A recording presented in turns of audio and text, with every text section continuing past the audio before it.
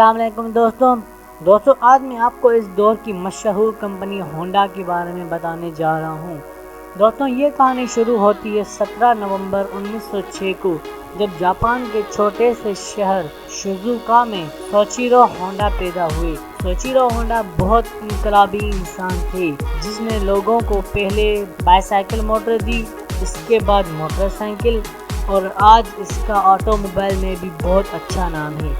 दोस्तों के बाप का नाम ही होंडा था, जो कि एक साइकिल रिपेयर का काम करते थे। सोइचिरो होंडा भी इनके साथ काम करता था। दोस्तों घर के माहौल को देखते हुए सोइचिरो को पढ़ाई का शौक नहीं था, और 1952 में जब वो 16 साल के हुए तो इसने स्कूल को छोड़ दिया और आगे चल के इसने एक अखबार में कार मैकेनिक की नौकरी देखी और इसने वहां अप्लाई कर दिया। उस नौकरी के लिए इसको टोक्यो जाना पड़ा। वहां पहुंचने के बाद इसकी कम उम्र होने की वजह से इसको सिर्फ साफ सफाई का काम दिया गया, मगर इसको ये काम बिल्कुल पसंद नहीं था और इसने कंपनी के मालिक को रिक्वेस्ट की कि मुझे एक मैकेनिक का काम दो। इस रिक्वेस्ट को कबूल करके इस कंपनी के मालिक ने इसको दूसरी ब्रांच में बेच दिया।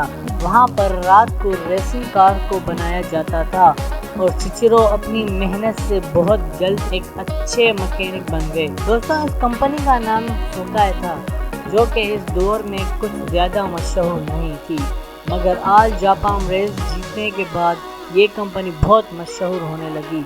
दोस्तों जो कार रेसिंग में जीत गई उस कार के मैकेनिक सोइचिरो थे। दोस्तों इस कामयाबी के बाद इस कंपनी की बहुत सारी ब्रांचेस खुल गई और इन ब्रांचेस में से एक ब्रांच को सोइचिरो के हवाले किया गया, जो कि अभी सिर्फ 21 साल के थे।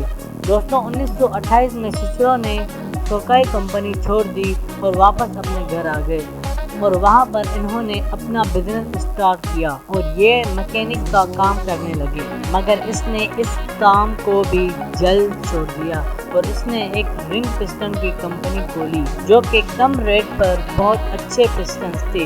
इसके बाद इसने इस पिस्टन्स को बेचने के लिए बड़ी बड़ी कंपनी से राब्ता किया और आखिरकार इसको टोयोटा कंपनी का कॉन्ट्रैक्ट मिल गया, मगर इस दौरान सोइचिरो का कार एक्सीडेंट हो गया और इसको पूरे 3 महीने हॉस्पिटल में गुजारने पड़ गए और इसीलिए टोयोटा ने भी इन्हों से अपना कॉन्ट्रैक्ट ख़त्म कर दिया, क्योंकि इस दौरान इसकी कंपनी बेकार क्वालिटी के पिस्टन बना रही थी। ये सोइचिरो के लिए बहुत मुश्किल वक्त था और सोइचिरो अपने सारे पैसे ख़त्म कर चुका था, तो इसने कुछ उधार लेकर अपनी कंपनी के पिस्टन्स की क्वालिटी को सुधारने के बाद दोस्तों, मगर ये वक्त वर्ल्ड वार 2 का, इस जंग में इसकी ये कंपनी भी जलकर राख हो गई।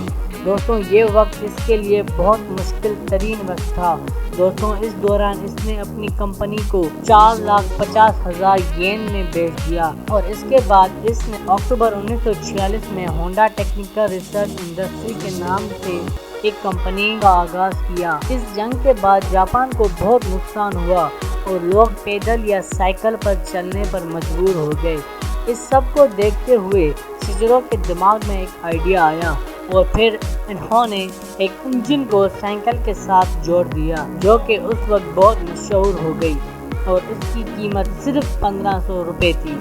1949 में इन्होंने इस कंपनी का नाम बदलकर होंडा मोटर कंपनी रख दिया और इसी साल इन्होंने एक 2 स्ट्रोक बाइक को भी बना दिया और यहाँ से इसने कभी भी पीछे मुड़कर नहीं देखा और ये कामयाबी की मंजिलें तय करते गए। 1961 तक इस कंपनी का नाम सबसे ऊपर आने लगा और ये कंपनी एक महीने में 1 लाख मोटर बाइक्स बनाने लगी। 1968 तक यही कंपनी एक महीने में 10 लाख मोटर बाइक बनाने लगी।